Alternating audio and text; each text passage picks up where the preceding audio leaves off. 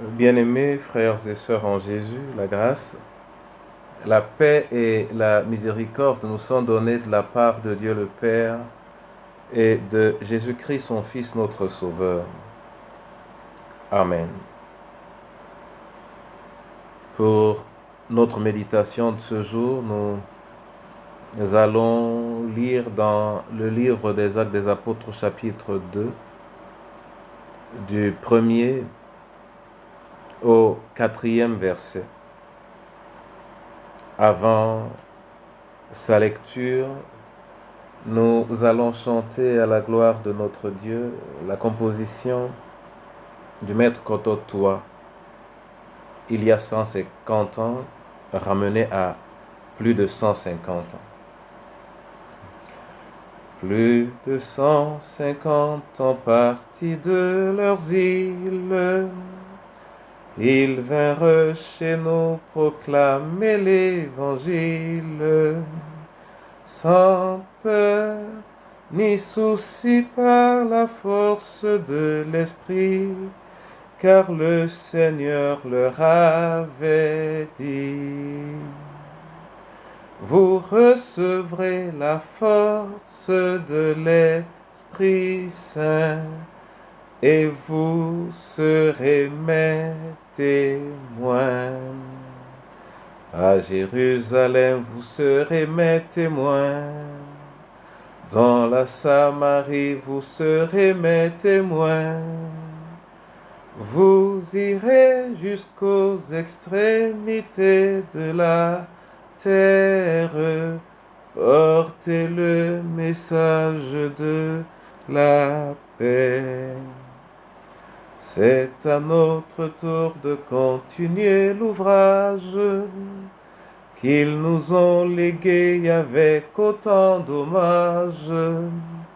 Nous pouvons compter sur la force de l'Esprit, car le Seigneur nous a promis.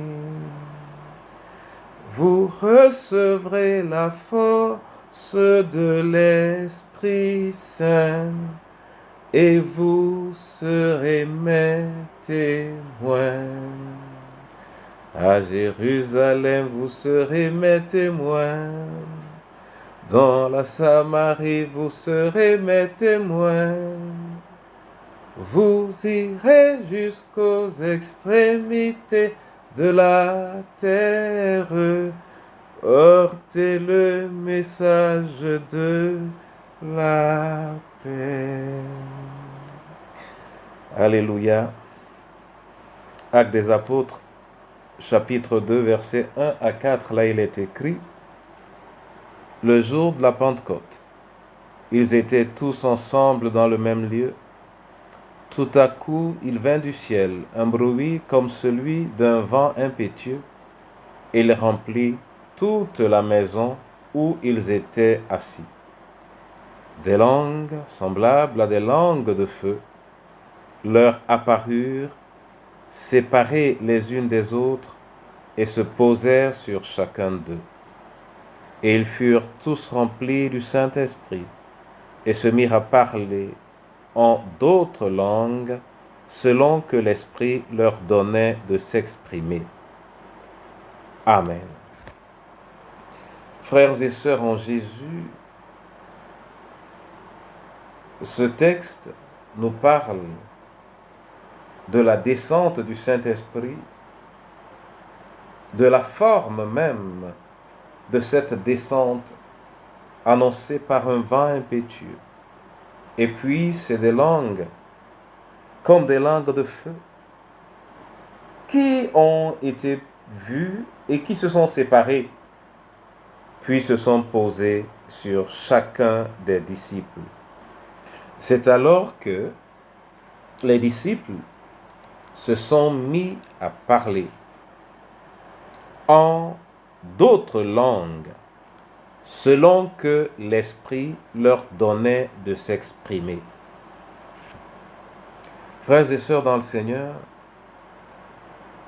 c'est quelque chose d'inattendu. C'est quelque chose, j'allais dire, de merveilleux. Et je pense que c'est également quelque chose qui nous attire tous. On aimerait tellement reproduire cette expérience vieille de plus de 2000 ans dans notre société actuelle. Parce que nous avons besoin d'une manifestation vive et efficace de l'Esprit de Dieu. Et une question simple qu'on pourrait se poser est de savoir, mais pourquoi cela s'est-il produit?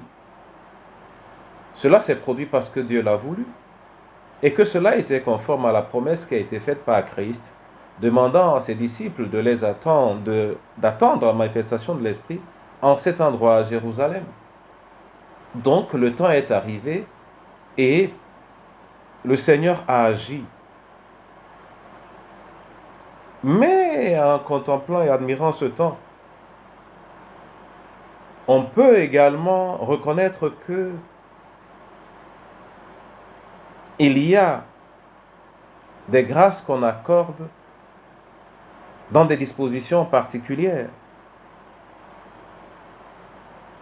Et ceux qui ont reçu le Saint-Esprit étaient véritablement en attente et se comportaient d'une manière qui permettait à celui qui devait leur envoyer le Saint-Esprit de reconnaître qu'ils attendent et qu'ils sont prêts à recevoir. Et il y a 3 conditions qui peuvent favoriser la manifestation de l'Esprit. La première, c'est la mort en soi, au bénéfice du Dieu qu'on veut servir. Ce que je suis, c'est ce que Dieu dit et qu'il fait. La deuxième chose de cette mort en soi, c'est le don constant de soi. Parce que l'être humain peut fléchir. C'est pourquoi il faut renouveler constamment le don de soi à Dieu. Et la troisième chose, c'est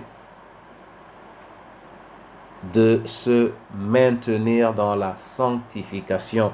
Et comme le dit la parole, sans laquelle personne ne verra Dieu. En dehors de ceci, la sanctification en étant le clou,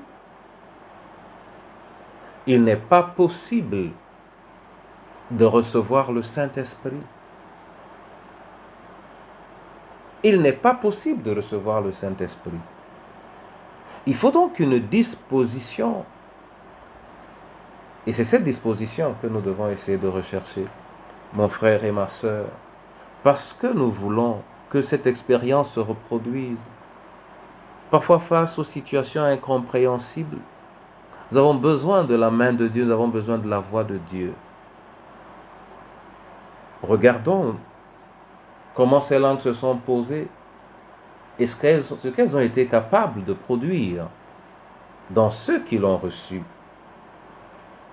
Ils ont parlé en des langues non apprises, mais ils ont parlé en des langues que l'Esprit décidait de faire sortir d'eux. Ils ont parlé en ces langues. Et quand ils ont parlé en ces langues, ce n'était pas dans le but simple de les aider à comprendre qu'ils peuvent ainsi le faire. Non, ils ont parlé en ces langues en ce jour spécifique afin que chacun soit touché dans sa langue première, dans sa langue fondamentale, dans la langue, j'allais dire, de son âme.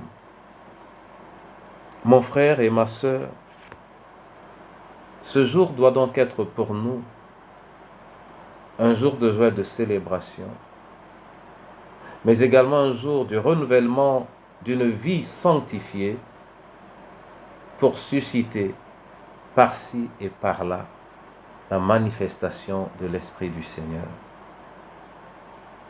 Oh, combien le monde et ses attraits nous éloignent de cette grande richesse, de ce grand potentiel. Dieu a parlé à travers les hommes et les hommes eux-mêmes ont reconnu que Dieu a parlé. Et c'est cela ce que nous dit par ailleurs l'apôtre, que la création tout entière attend la manifestation des enfants de Dieu.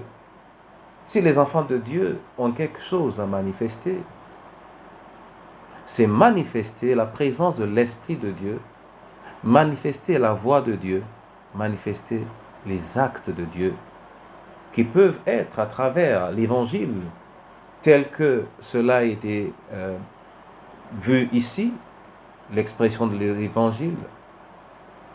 Mais cela peut également être exprimé ou manifesté par d'autres actions, selon que le Seigneur a démultiplié les dons divers au milieu de ses fidèles, afin que sa communauté puisse être enrichie de tout ce qui lui a été réservé. Nous sommes le prolongement de la volonté de Dieu, nous sommes la manifestation de la volonté de Dieu, qu'il nous accorde la grâce en ce jour particulier de vouloir mieux qu'hier être des instruments entre ses mains, être des réceptacles pour son Esprit Saint. Amen. Père, je veux tout simplement te bénir et te dire merci. Merci pour cette grâce.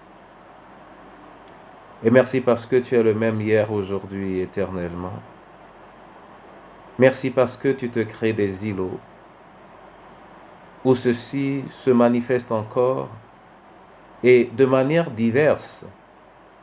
Merci Seigneur parce que tu es un Dieu vivant. Je reconnais ta grandeur et je te célèbre parce que je sais que tu as dit que tu peux susciter des enfants à Abraham, même à partir des pierres. C'est la saison de la louange, c'est la saison de la manifestation de tes grâces, c'est la saison au cours de laquelle tu dois être reconnu pour vrai. Oui Seigneur, pour vrai. Visite ainsi, ô les cœurs de tous ceux qui s'attendent à toi, et fais-toi des messagers fermes, endurcis et décidés, afin qu'éclate la bonté et la beauté de ta lumière. Entre tes mains, les veuves et les orphelins. Entre tes mains, Seigneur, nos différentes familles dans leurs diverses situations. Augmente en elles ton amour et que ton esprit règne, ô notre Dieu. Je t'invoque aussi pour ton Église, qu'elle soit la lumière du monde. Et pour qu'elle soit, il faut que chaque fidèle devienne une pierre vivante. Seigneur, sanctifie ton Église. Je vais te prier particulièrement en ce jour pour tous ceux dont les cœurs sont atteints. Étends ta droite et manifeste ta bonté sur les autorités, manifeste ta bonté sur notre pays et sur les autres pays, manifeste ta bonté dans les différents villages de notre cher et beau pays. Sois élevé, sois exalté, maintenant et à jamais, au nom précieux de notre Seigneur et Sauveur Jésus-Christ. Amen.